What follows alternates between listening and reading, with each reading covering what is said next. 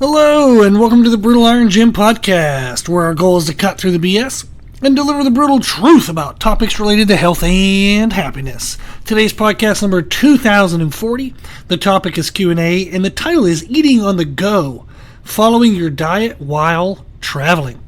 I apologize for the delay in recent podcasts. Meredith and I have been traveling, and in order to meet client demands with programs and check-ins, the podcast kind of had to take a back seat for a bit. So I apologize for that, but I am catching up now and going to try to make up some of the missed podcasts. And this is just the process of life. So as much, I love this podcast. I really do enjoy doing it. That's why I've done over 2,000 of these things.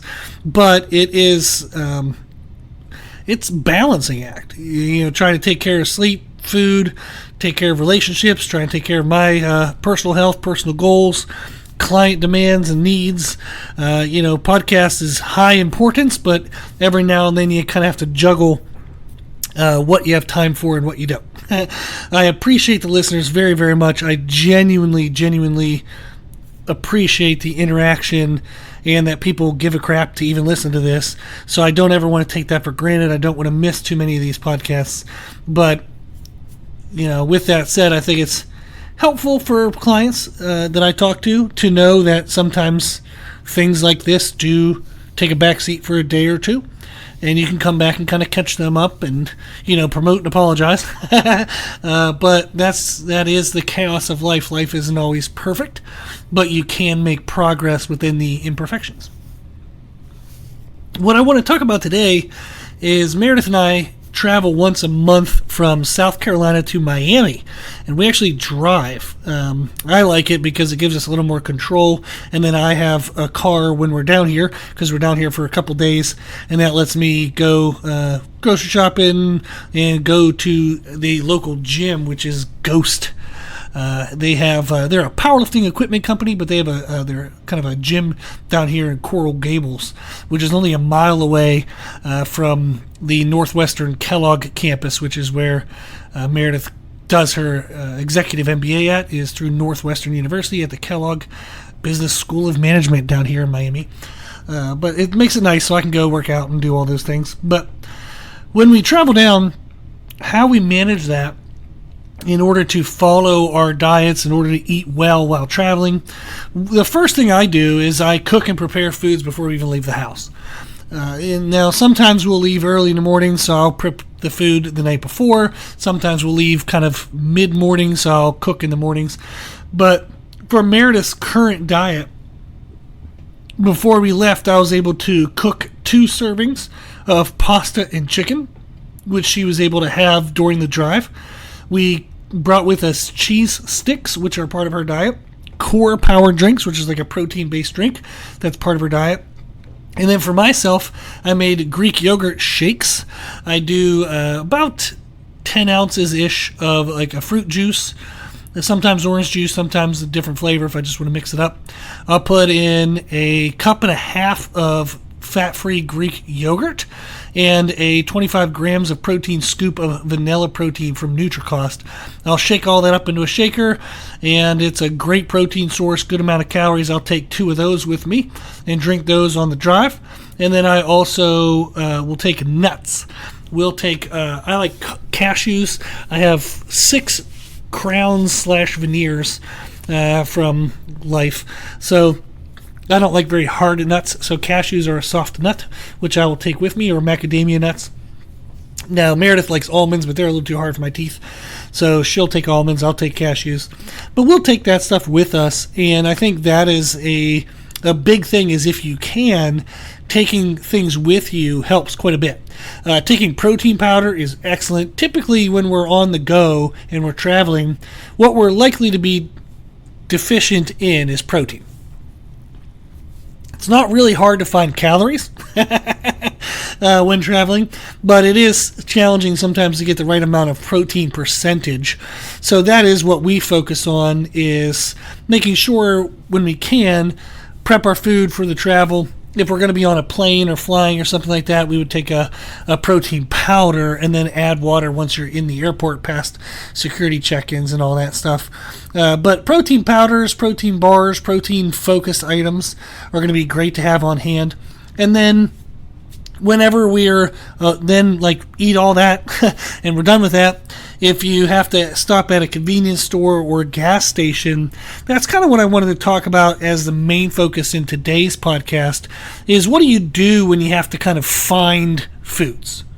So you've consumed everything that you brought with you, or you're away from it.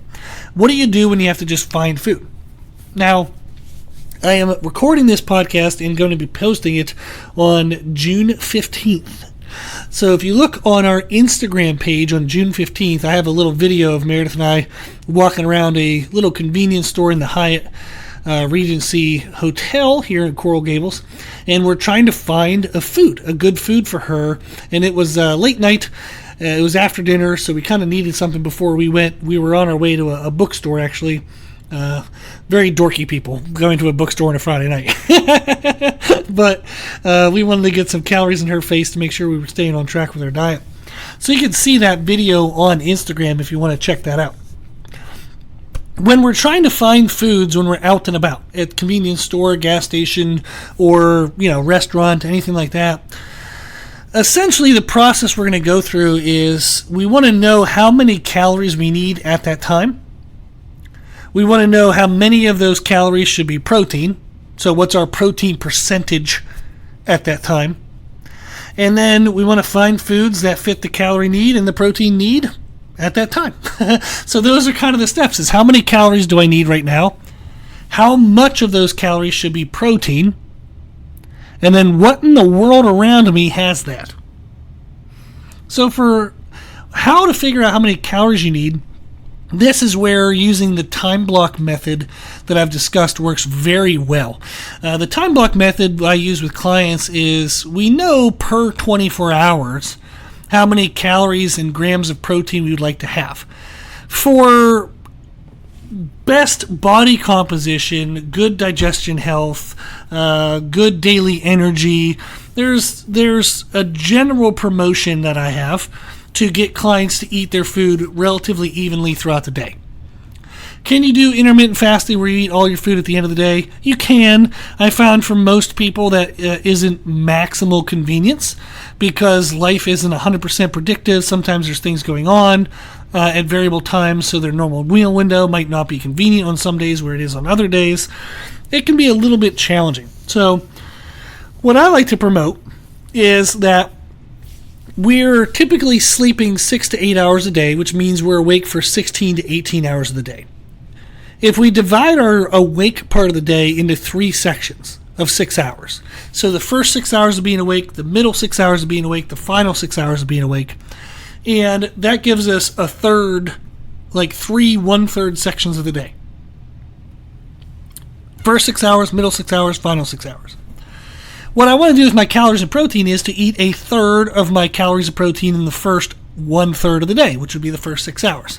Eat another third of my calories and protein in the middle third of the day, which is the middle 6 hours, and then eat the final 1/3 of my calories and protein in the final 1/3 of the day, which is the final roughly 6 hours of being awake. This helps a lot of people. Most people undereat at the beginning of the day, then they end up overeating at the end of the day because they have a lot of cravings, and then that perpetuates sleep problems, digestive problems, and it doesn't maximize body composition. So you can control weight regardless of food timing, but body composition tends to be better when people spread things out. You tend to have less cravings, you tend to have better energy, better mood. There's a lot of benefits to food timing outside of just simple weight control.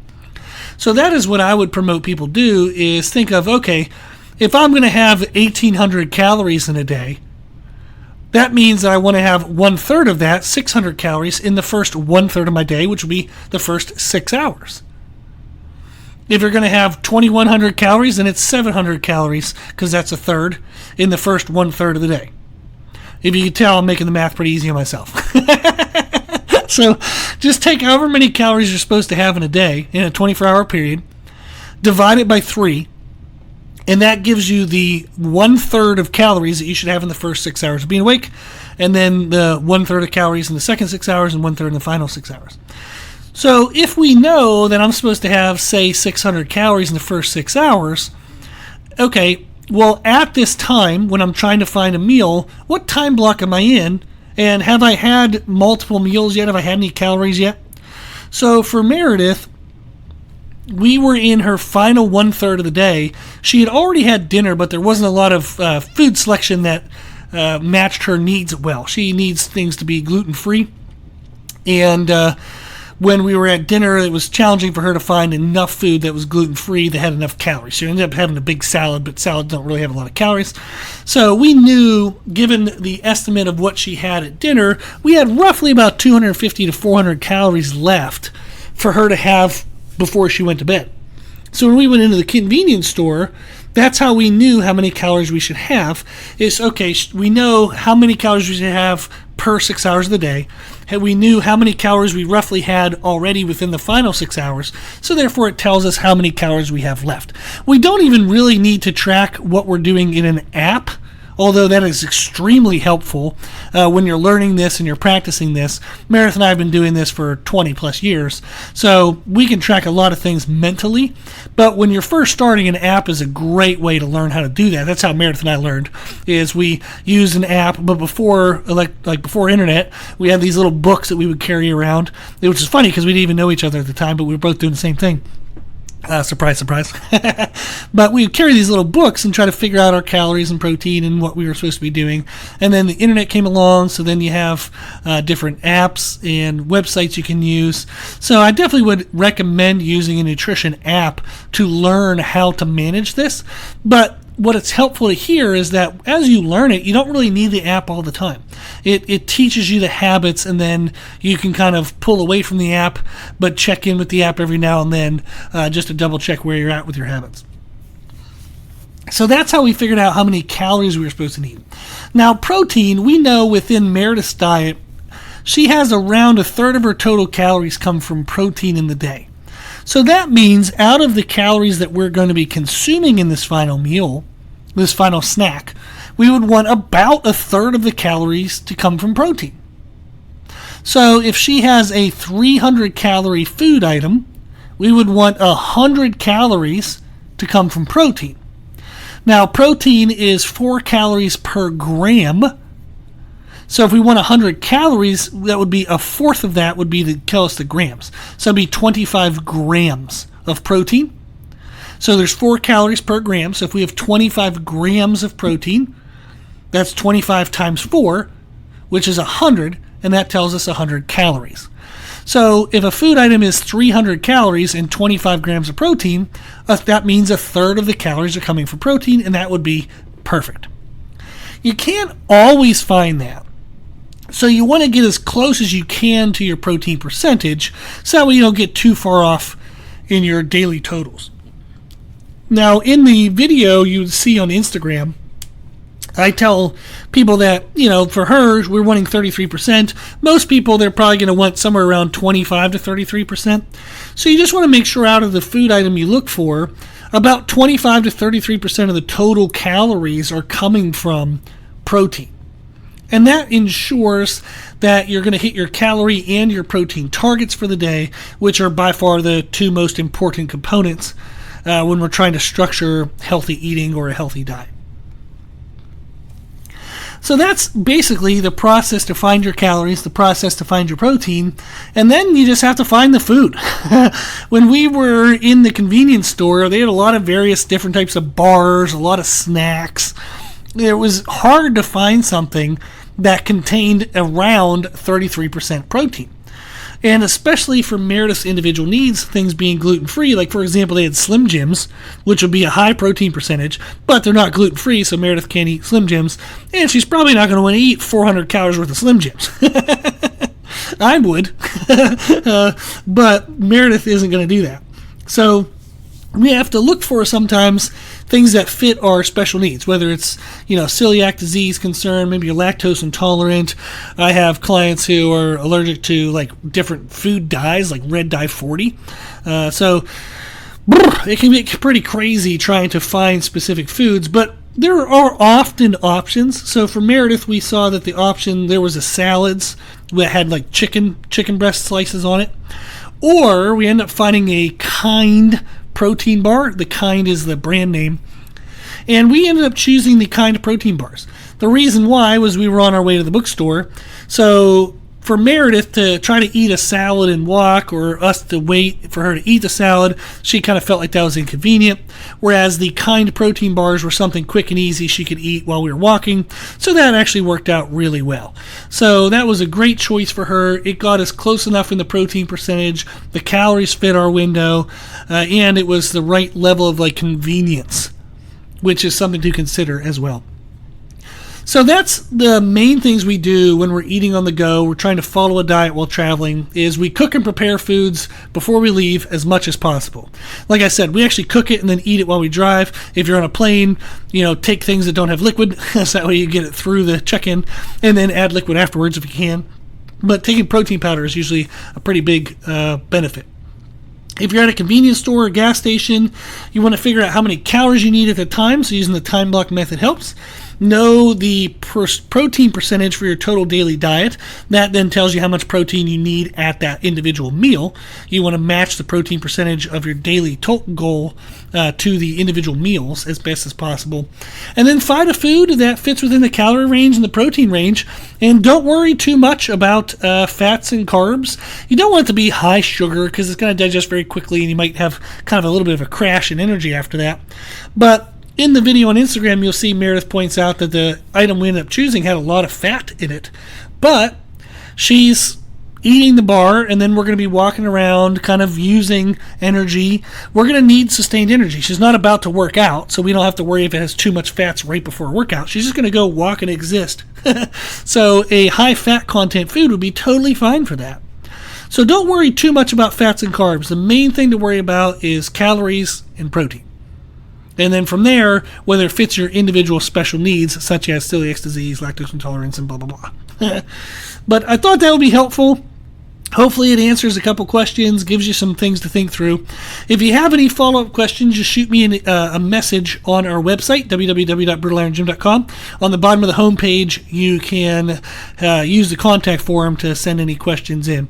I appreciate you listening to the podcast. I always want to make sure that you're getting what you need from it, so reach out if you have any questions, if you need anything. I'll happily answer you and maybe make a podcast for you if that seems like a good subject matter that everybody could benefit from. Cool. Well, if you like the podcast, please share the podcast. The more people we share it with, the more people we can help. Also, if you like the podcast, please consider donating to support the podcast, which you can do on the website. It helps cover the hosting costs and all that. And then if you like the information we share in the podcast, you can find more from us on our social media channels. You can find us and follow us on Instagram and YouTube under the name Brutal Iron Gym. As always, I hope this was helpful, and thank you for listening.